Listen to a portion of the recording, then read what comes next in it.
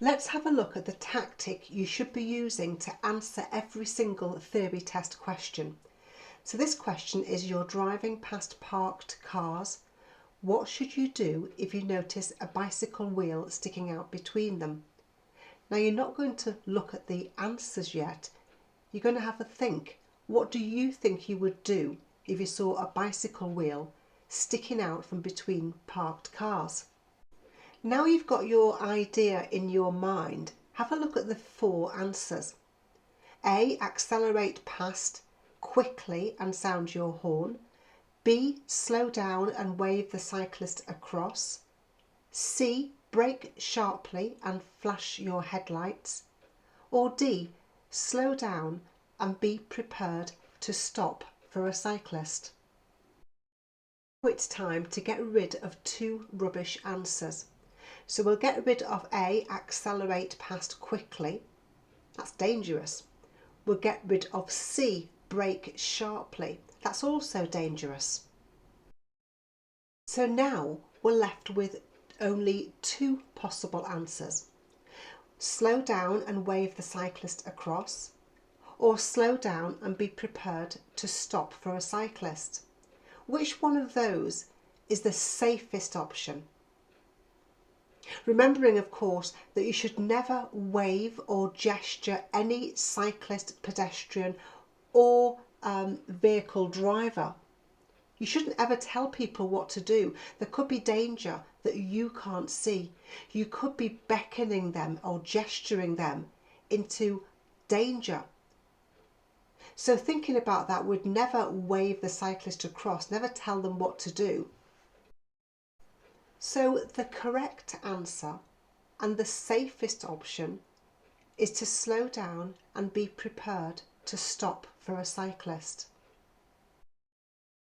Now let's have a look at 10 theory test questions in the topic Other Road Users. Your vehicle leaks diesel fuel on a roundabout. Who will this affect the most? Well, diesel fuel is very slippery, so you need to make sure it doesn't spill out by making sure that your locking filler cap is securely fastened. And if you don't have one, if you lose your locking filler cap, then you must get it replaced before you drive, because there would be cause quite a hazard for motorcyclists because they're only on two wheels. So the answer here would be B, motorcyclists. You're about to overtake horse riders. What could scare the horses? A. Sounding your horn. B. Driving slowly. C. Giving arm signals. Or D. Keeping well back.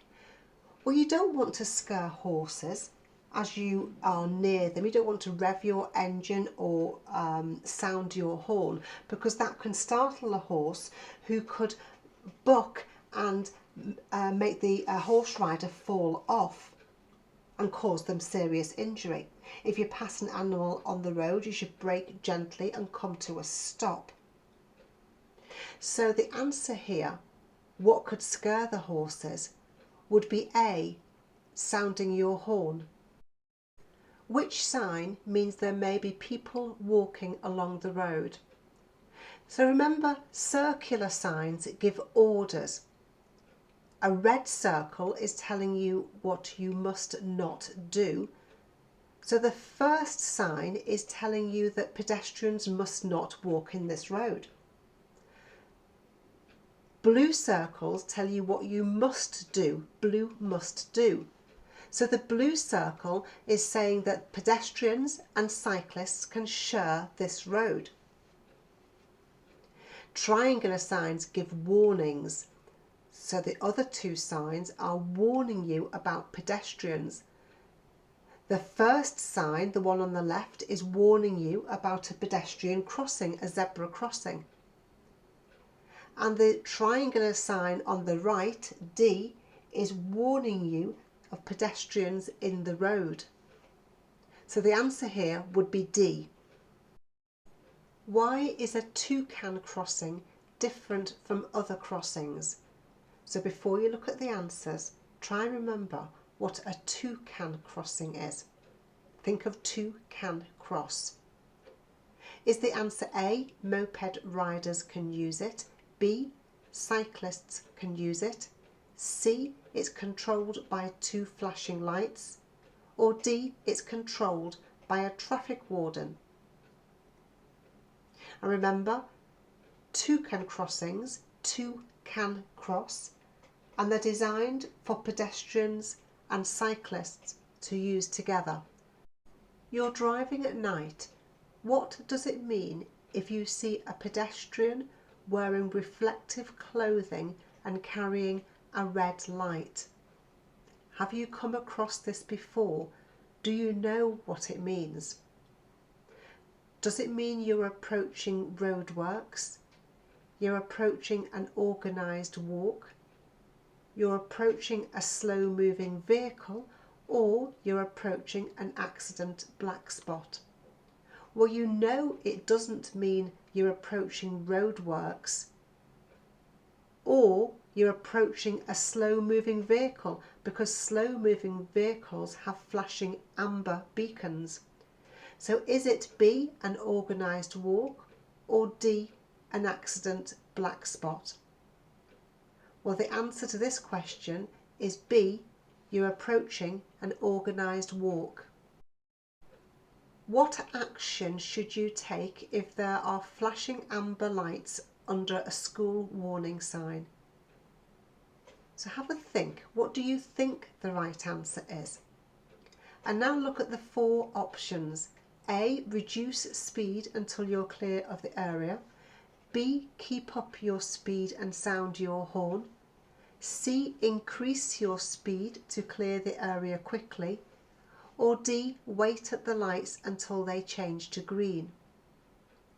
If we get rid of 2 rubbish answers, we'd get rid of B, keep up your speed and sound your horn, and C, increase your speed to clear the area quickly. Neither of those are safe options. So we're left with A, reduce your speed until you're clear of the area, or D, wait at the lights until they change to green. Now remember, at a school warning sign, the flashing amber lights remain on flashing amber. They won't change to green. So the answer here would be A, reduce your speed until you're clear of the area.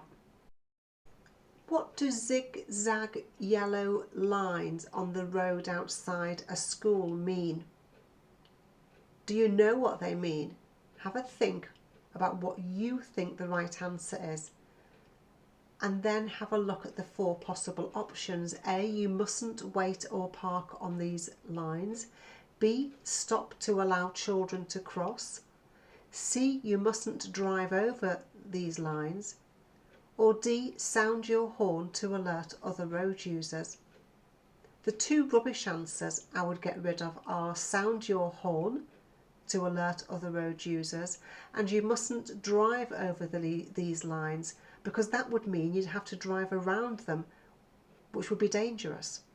So you're left with you mustn't wait or park on these lines, or stop to allow children to cross. What is the safest option? So the answer here is you mustn't wait or park on these lines. If you wait or park on the lines, then other vehicles can't see as well because you're in the way, and then children near the school or outside the school aren't as safe as they should be.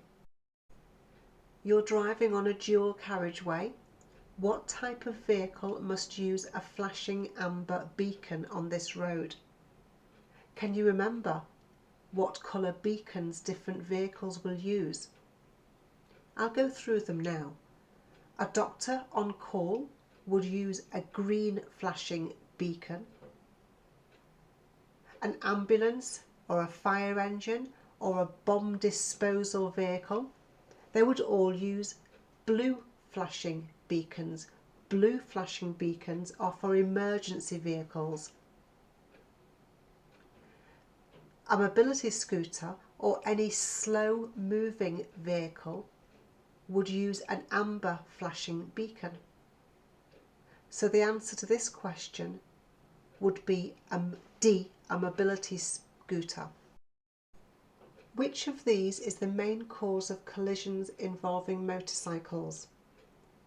What do you think the answer is? What do you think causes most of the accidents, the collisions that involve motorcycles? If you remember that most accidents, the biggest cause of accidents is not the vehicle, it is not the road conditions, it is not the weather. The biggest cause, the main cause of accidents is drivers. So the answer here would not be C, wet roads, or D, icy roads. And the answer actually is A, other drivers are the main cause of collisions involving motorcycles. You have to remember that motorcyclists are very vulnerable. They are most likely to be affected by side winds. They're most likely to be blown in front of your path. They're most likely to be affected by diesel that's been spilt on the roads. You should look out for motorcyclists and cyclists, especially at junctions. Remember that motorcyclists will look over their shoulder just before turning right to check for traffic in their blind area. They wear bright clothes to make themselves seen easily, and they always have headlights on so that you can see them. So look out, especially for motorcyclists and cyclists. And if you're driving on a road that's not in a very good condition, that's got potholes or twigs in the road, give them extra space in case they fall in front of your path.